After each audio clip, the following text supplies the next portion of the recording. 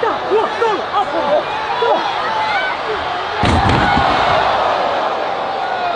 my victim.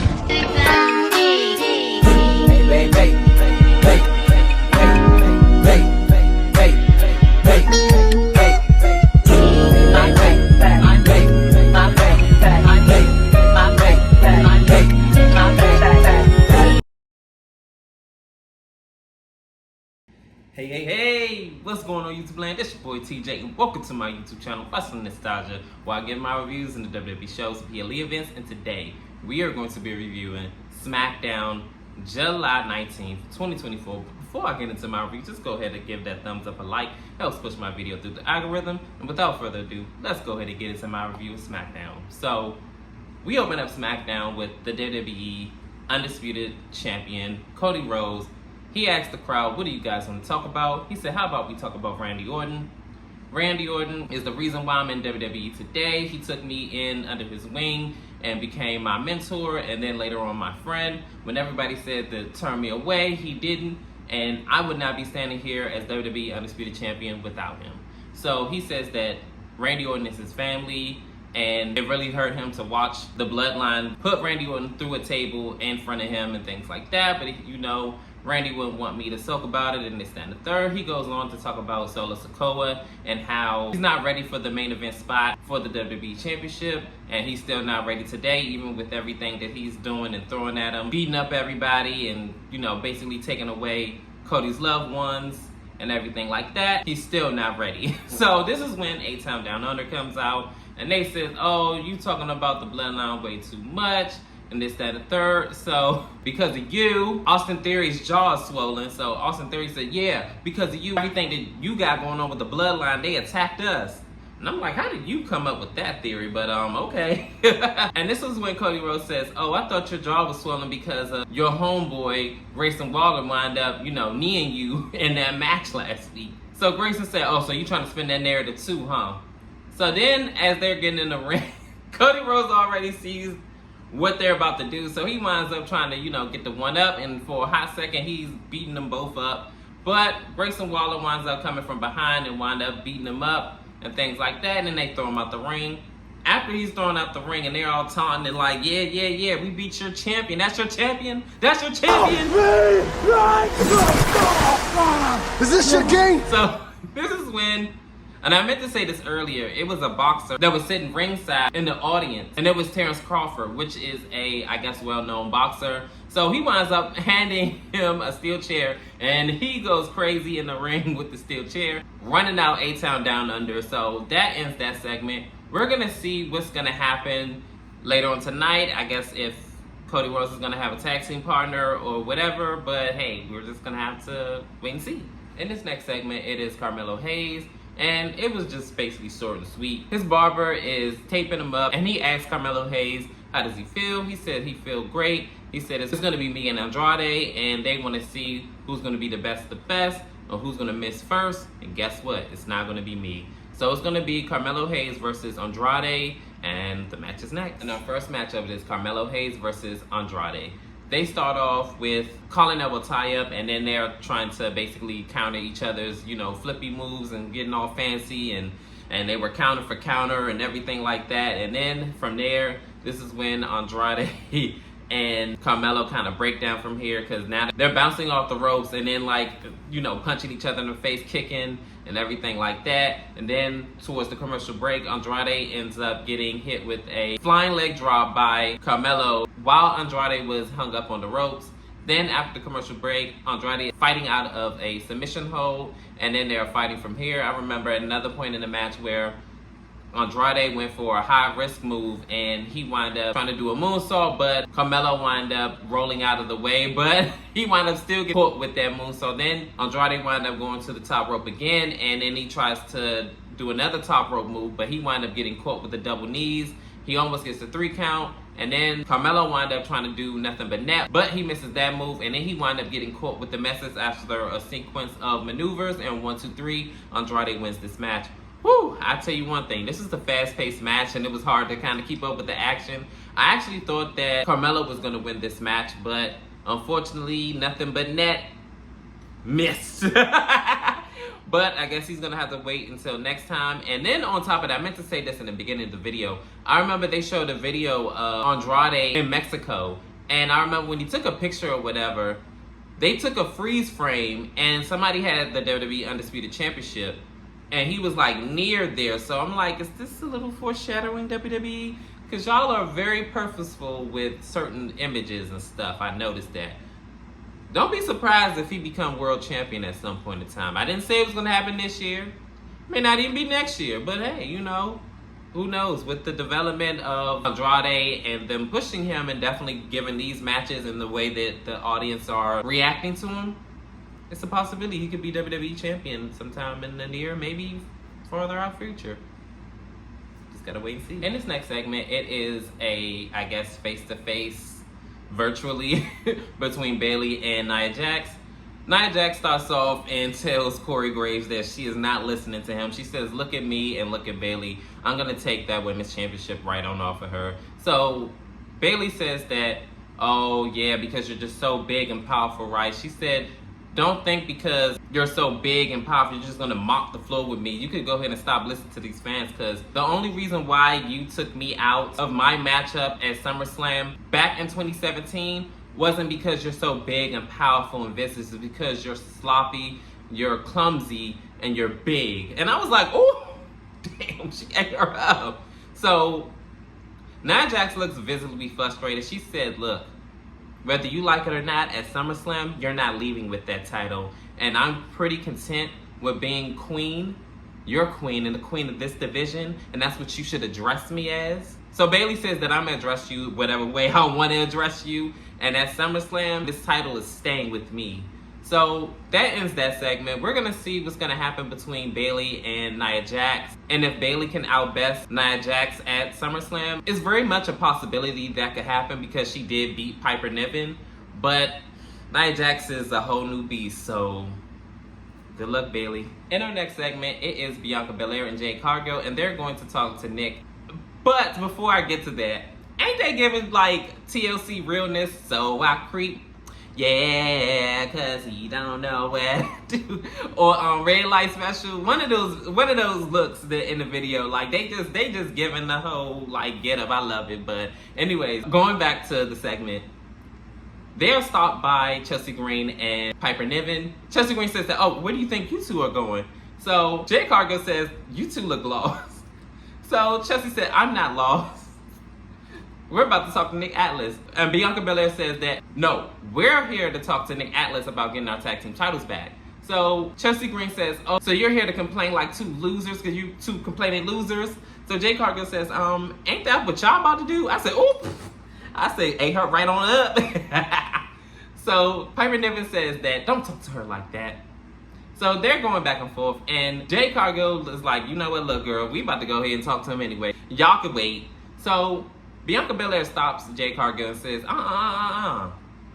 since we can't decide who's going to talk to Nick first, how about we settle this in the ring and we could fight about it? So Jade Cargill says, you know what, I like that idea, girl. And it doesn't look like Chelsea Green is too happy. Chelsea, you always know how to put your foot in your mouth, girl. In our next matchup, it is Bianca Belair versus Chelsea Green. They start off talking trash to each other, and Bianca Belair don't really want to hear none of it. She like, so then Chelsea Green slaps her.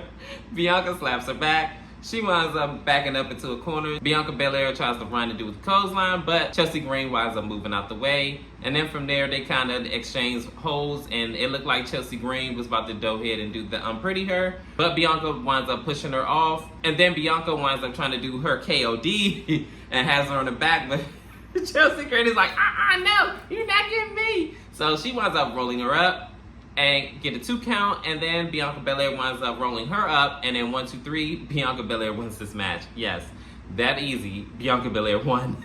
As they're celebrating, this is when Piper Niven get in the ring, and then Jade Cargill, and then they have a standoff, but Chelsea Green says, look, it's not worth it, let's just go ahead and get out of there. Smart move, Chelsea Green. So, as they're celebrating in the ring, Bianca Belair and Jade Cargill, on the Titantron, this is when Alba Fire and Aladon are on the Titantron, and just to keep it short and sweet, they said they'll think about having a rematch with Bianca Belair and Jade Cargill. I'm like, think about it. Like, Girl.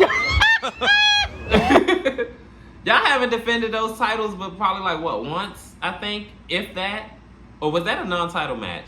I gotta look back. But anyways, like, I feel like they should defend the championships on a grand stage like SummerSlam, because to be honest, this will be the first time women's tag team titles will be defended on that stage, and I feel like that would be a big deal. But hey, like I always say, I'm not the booker, so we just gotta wait and see if they're gonna get their rematch or they're gonna have a match at SummerSlam, or how that's gonna go. We just gotta wait and see. In this next segment, it is a contract signing for the United States Championship with Nick already in the ring between LA Knight and Logan Paul. So he introduced LA Knight first, he comes out, and then Logan Paul comes. And I'm trying to figure out, why in the world do they keep putting up the amount of days in Logan Paul's title reign? It does not matter. He only defended the championship twice.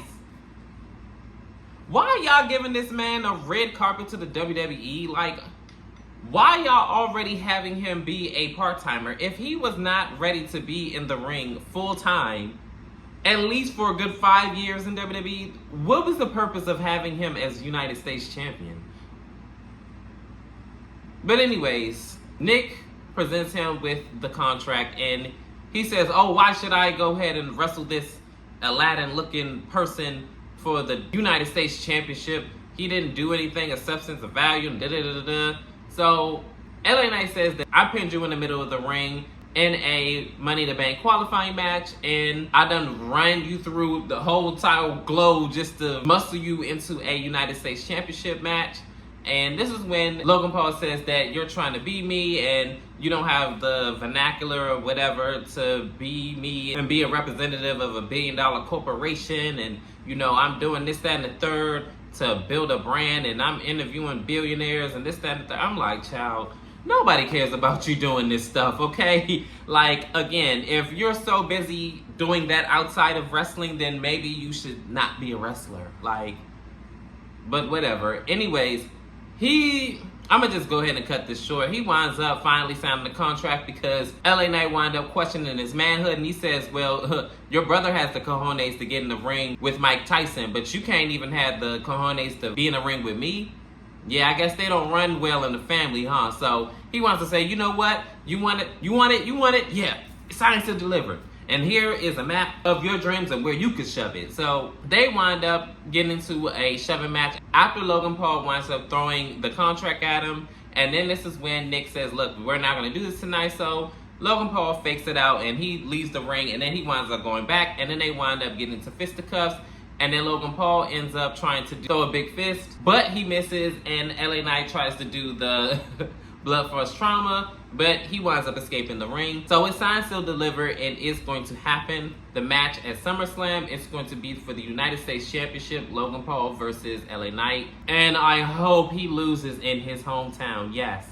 I'm sick of Logan Paul and his antics. I don't understand why the WWE is giving this man the red carpet rolled out for him, but hey, it is what it is.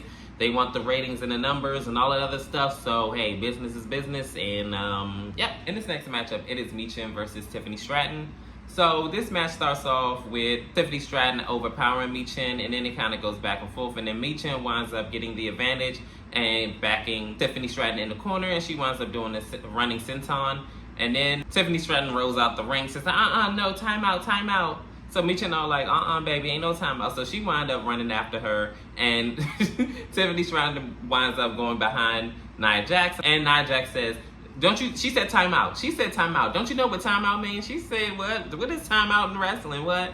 So Michin winds up getting a punch thrown at her by Tiffany Stratton, and then Tiffany Stratton does the Alabama Slammer, and this is where the commercial break ensues. After the commercial break, Tiffany Stratton and Michin are still fighting it out. I'm gonna just go ahead and skip towards the end of the match. Michin winds up trying to do the dive out to Tiffany Stratton, but Nia Jax winds up tripping her up, and they wind up going back and forth. She still tries to attempt this while Tiffany Stratton is outside the ring. She winds up elbowing her, and then she does a running firearms carry, and it looks like she's about to go ahead and hit the prettiest moonsault ever, but she's wind up distracted by Bayley, and Bayley ends up getting into it with Nia Jax, and she sideswipes Nia while Nia is running after her with the briefcase in hand. and she winds up taking the briefcase as Nia Jax goes over the timekeeper's area, and Nia Jax winds up trying to beat up on Bayley, but Bayley winds up smacking her face with the briefcase. Yo, and then to add insult to injury, Bayley winds up destroying her briefcase and just was like stepping on it, hitting it on the announcer's desk and on the steel steps. She was stepping on it and everything like that. She might as well set that thing on fire because she really was disrespectful.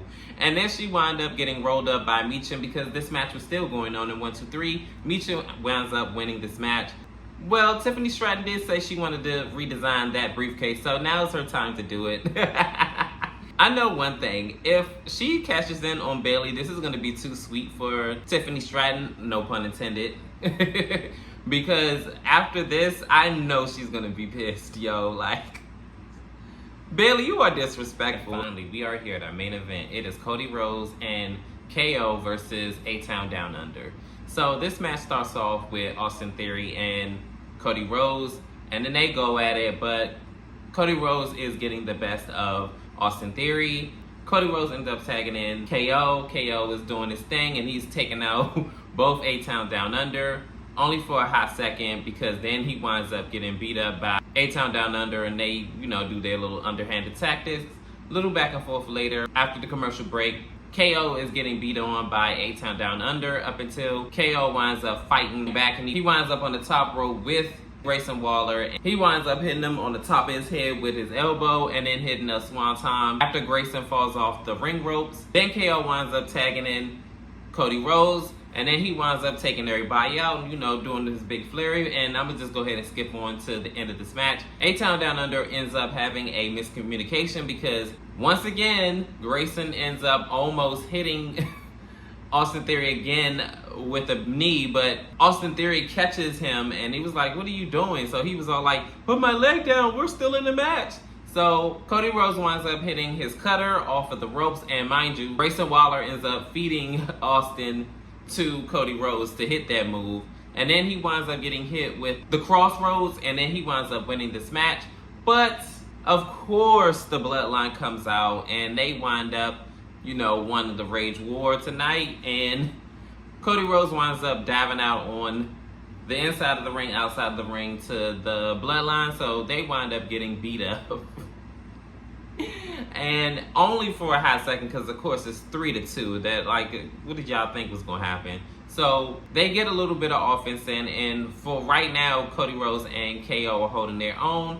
But they wind up, because of the numbers advantage, getting beat up. Because I was wondering why when the Bloodline came out, where was Jacob at? But he winds up coming out from behind and beating up on Cody Rhodes and KO. And they beat up KO outside the ring and inside the ring, or should I say Jacob did. They wind up putting Cody Rhodes through a table. And then KO winds up crawling to Solo Sikoa, and it looks like that Solo is not going to show any mercy to KO either. He winds up getting a chair over the head of KO and slamming it into the ring post, and that ends that segment. I tell you one thing, SummerSlam is about to be lit, and it looks like Solo Sikoa is not playing any games. SmackDown was pretty decent, it's been a little bit better. I don't know what was missing, but I don't know, it was alright for me. But how did y'all feel about SmackDown? Leave it in the comments below. And as always, thank you for supporting my channel. And your support is greatly appreciated. And peace, TJ. I'm out.